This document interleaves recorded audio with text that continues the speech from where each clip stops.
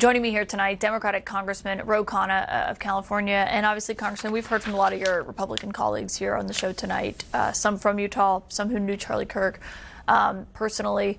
What are you hearing from Democrats today after seeing what happened? We're horrified. We're saddened. We're saddened as Americans at the anger, at the hate, at the division in this country. I was talking to one of my colleagues and I shared the Robert Kennedy quote that inspired me in politics, where Robert Kennedy said, "Let us replace the violence and the stain of bloodshed that is spreading across our land with an understanding of love and compassion." I wish we could just be that America tonight. And I appreciated the speaker and what he said. He and I came into Congress together. It's true that he led the civility pledge. I mean, enough with social media insulting each other, cursing each other.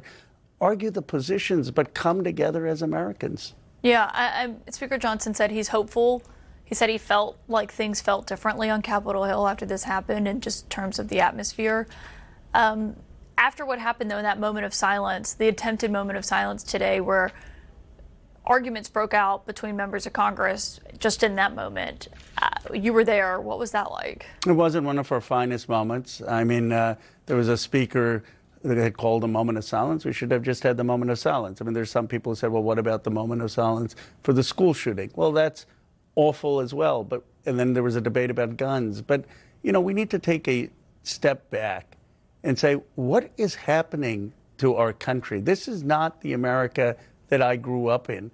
We are having violence almost every week in schools. We're having violence and political assassinations in Minnesota today with Charlie Kirk. We can't seem to talk to each other with respect. We're politicizing every tragedy. We're hurling insults and seeing who can mock each other better. Is this the inheritance? I mean, tomorrow is September 11th, where people died for this country. And this is what we've become as a Congress. We're failing our founders. We're failing the people who sacrificed. We all need to do better. And I hope this is a wake-up call for the governing class in this country. Yeah, I mean, that is the question that I heard from conversations with anyone today is this what the country is? Is this the dark path that we're going down? And people saying they were scared by what happened today and deeply shaken by it. Well, people are scared at a personal level, as Speaker Johnson said. Members of Congress are out there and they're exposed, but they're scared more deeply about the principles of this country being at risk. And the question, you know, people often say there are different camps in politics. There's really, in my view, two camps. Are you in the fear camp? Are you in the division camp? The camp that says we just need to return insult with insult? Or are you in the hope and affirmation camp and say we need to have a better and new politics?